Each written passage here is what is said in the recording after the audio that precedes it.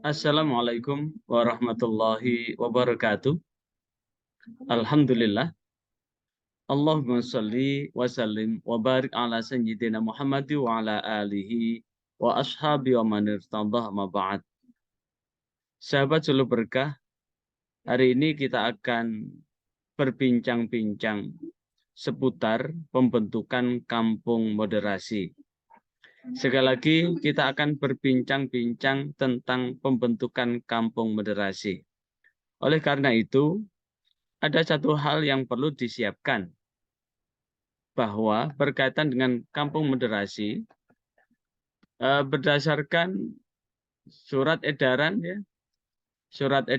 dari Dirjen Bimas Islam, ada dua surat, ya, ada dua surat di sini yang diedarkan. Yang pertama adalah Keputusan Dirjen Bimas Islam nomor 137 tahun 2023 tentang pedoman pembentukan kampung moderasi beragama tahun 2023.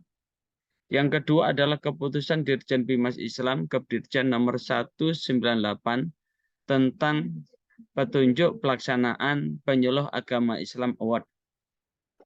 Jadi untuk di 2023 ini tidak ada pemilihan penyuluh teladan, karena ini ada perintah bahwa pelaksanaan kegiatan dilakukan menyesuaikan dengan anggaran yang tersedia pada kerja masing-masing.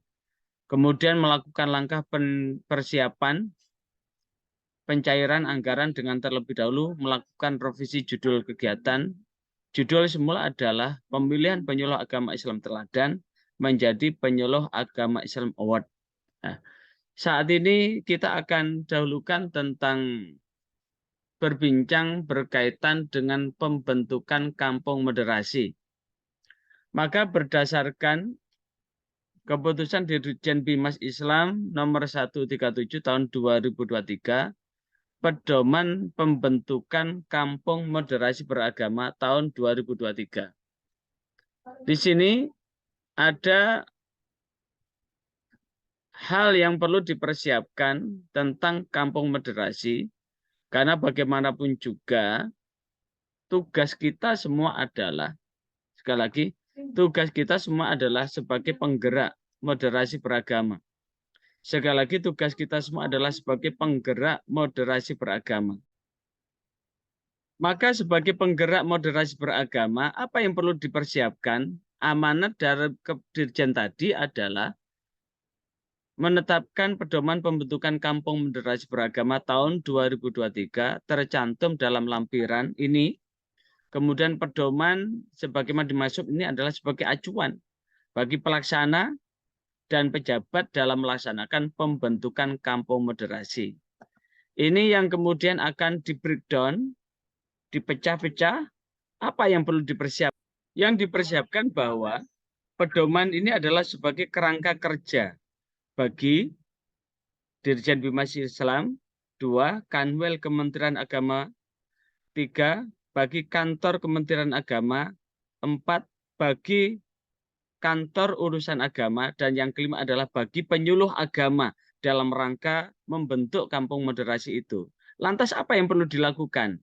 Yang perlu dilakukan adalah, ini sudah kita ketahui secara bersama, bahwa moderasi beragama adalah cara pandang, sikap, dan praktek beragama dalam kehidupan bersama dengan cara mengejawantahkan esensi ajaran agama yang melindungi martabat kemanusiaan dan membangun kemaslahatan umum yang berlandaskan prinsip adil, berimbang, dan menaati konstitusi sebagai kesepakatan berbangsa. Nah, maka kampung moderasi ini adalah apa? Adalah istilah desa atau kelurahan yang masyarakatnya ini sudah memiliki cara pandang, sikap, dan praktek beragama yang moderat. Yang di situ ada heterogenitas dari pemeluk agama. Jikalau kemudian di situ homogen, maka di situ ada harmoni. Kalau di situ Islam semua, LDII ada, NU ada, Muhammadiyah ada, tapi semuanya moderat, tidak saling merasa bahwa masing-masing sebagai pemegang kunci surga. Jikalau kemudian di situ agamanya ada Islam ada, Kristen ada, Hindu ada, Buddha ada, Konghucu ada, tapi semuanya bekerja sama dalam rangka apa? Saling melindungi sebagai manusia atas martabatnya dan bekerja sama dalam membangun kemaslahatan umum. Jadi hablum minallah, hubungan antara manusia dengan Tuhannya biarlah menjadi domain masing-masing pemeluk. Tapi hablum minannas, hubungan antara manusia adalah bekerja sama untuk apa? Melindungi martabat kemanusiaan dan membangun kemaslahatan umum. Dan keseluruhan tetap adil, berimbang, dan taat pada konstitusi sebagai kesepakatan bersama. Maka rintisan kampung moderasi ini adalah untuk desa atau kelurahan yang memenuhi syarat umum dan sedang dilakukan serangkaian kegiatan penguatan moderasi. Sehingga sahabat suluh berkah atau para penyuluh kita ini sudah melakukan rintisan itu, serangkaian itu. Dan penguatan ini kemudian disingkat dengan PMB sebagai upaya sistematis untuk meningkatkan moderasi beragama. Maka kelompok kerja pembentukan kampung moderasi beragama ini yang disebut kampung KMB atau Pokja KMB, kelompok kerja kampung moderasi beragama adalah seluruh manusia, sekali lagi, keseluruhan orang-orang yang terlibat dan kemudian ditetapkan dengan SK Kepala Satuan Kerja, yaitu dalam hal ini Kepala Kantor Kementerian Agama Kabupaten atau Kota di mana kampung moderasi itu diwujudkan. Maka kemudian apa yang terjadi di ini adalah bagian dari garapan penyuluh agama Islam fungsional maupun penyuluh agama Islam non-PNS. Penyuluh agama Islam fungsional adalah mereka yang diberi tugas tanggung jawab, wewenang serta hak secara penuh untuk melakukan bimbingan penyuluhan agama dan pengembangan bimbingan penyuluhan agama dengan pembangunan itu. Begitu pula penyuluh agama non-PNS pun diberi tugas, tanggung jawab, dan wewenang untuk melaksanakan kegiatan bimbingan penyuluhan bidang keagamaan dan pembangunan melalui bahasa agama. Maka inilah yang kemudian yang perlu dipersiapkan. Maka langkah awal adalah melalui Kepdirjen ini, sekali lagi, melalui Kepdirjen 137 ini, Kepala Kantor menetapkan perangkat-perangkat yang ditunjuk untuk menjadi tim kerja atau kelompok kerja yang melakukan secara terus-menerus dalam rangka melakukan pengembangan kampung moderasi. Nah, tentu di kabupaten kota se-Jawa Timur ini ada banyak hal yang perlu dipersiapkan. Ada banyak hal yang perlu dipersiapkan. Dan ada satu hal yang sekarang bagaimana alur pembentukannya? Alur pembentukannya adalah bagaimana alur pembentukannya? Alur pembentukannya adalah yang pertama adalah ada koordinasi sosialisasi. Koordinasi berbagai pihak, sosialisasi kepada penyuluh di kabupaten kota dikumpulkan. Mana di antara sekian kecamatan yang ada kampung yang memiliki indikator seperti ini? Yang ada heterogenitas, apakah mereka itu sudah ada harmoni atau belum? Ketika belum ada harmoni, langkah-langkah apa yang bisa menyatukan seluruh kekuatan itu? Dalam rangka apa? Membimbing masyarakat untuk memiliki cara pandang, sikap, dan praktek beragama dalam kehidupan bersama itu. Setelah itu, dilakukan pembentukan kelompok kerja kampung moderasi sekaligus tim penilainya.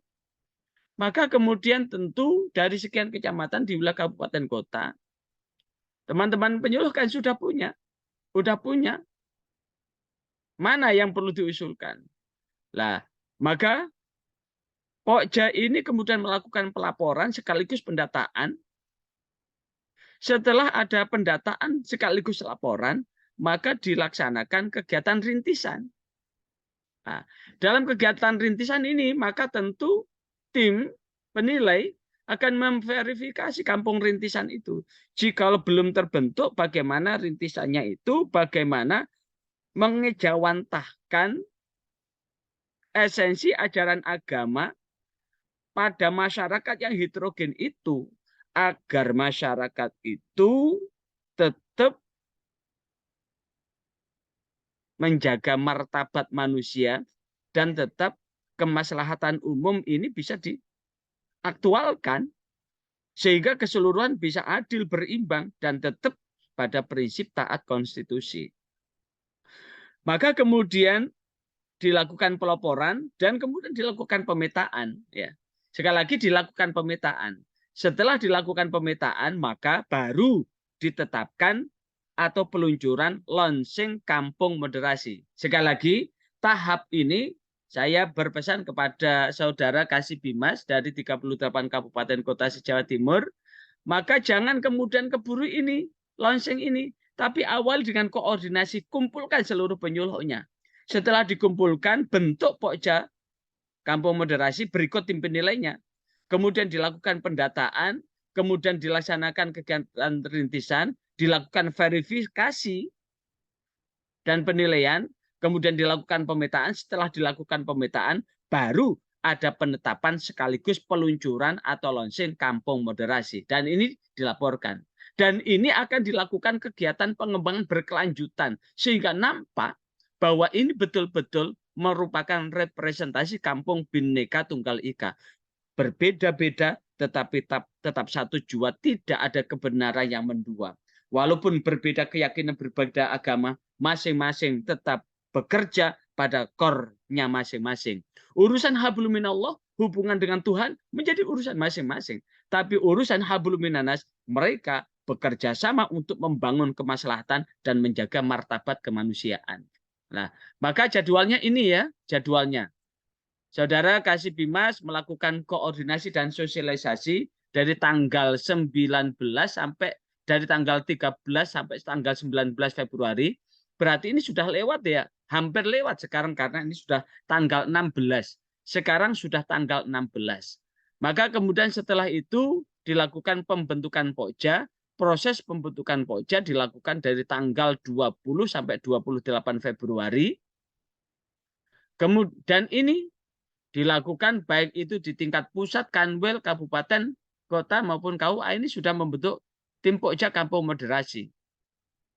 Kemudian dilakukan pelaporan penetapan rintisan, kemudian pada tanggal 1 sampai 12 Maret dilaksanakan pendataan, kemudian tanggal 16 Maret sampai 15 Juni 2023 dilaksanakan rintisan. Kemudian pelaporan hasil rintisan dilakukan tanggal 16 sampai 23 Juni. Maka kemudian penetapan Kampung Moderasi itu dilakukan tanggal 20 sampai 28, penilaian dan verifikasi 16 sampai 27 Juni, kemudian launching secara seluruh serentak dilakukan tanggal 15 Juli. Sekali lagi, launching Kampung Moderasi dilakukan tanggal 15 Juli 2023 dan kemudian dilakukan pelaporan tanggal 19 Juli sampai 21 Juli 2023.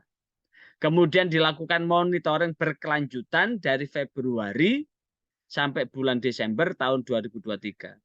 Maka kemudian dilakukan survei indeks moderasi beragama pada kelompok sasaran penyuluhan itu nanti dilaksanakan secara serentak tanggal 10 Desember.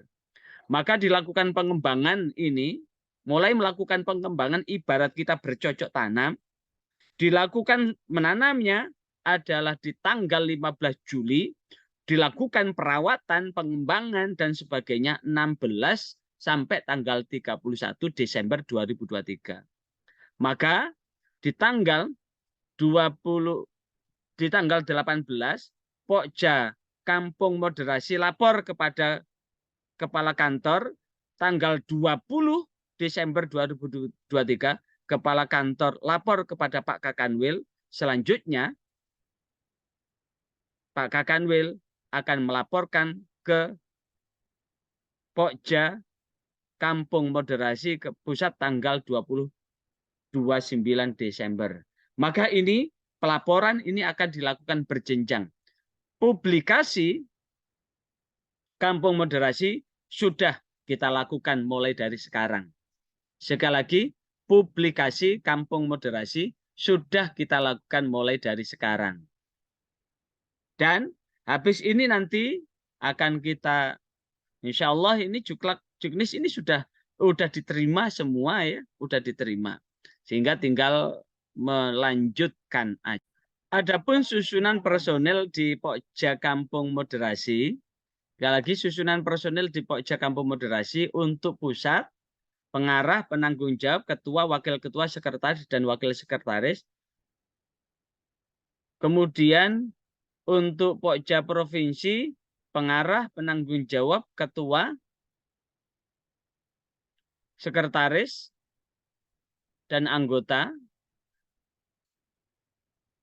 Kemudian untuk berarti kalau untuk provinsi ini ya mantan kasih penyuluh ini sebagai ketua, penanggung jawabnya kepala bidang, pengarahnya adalah kepala kantor. Sekretarisnya adalah pelaksana pada bidang Penais.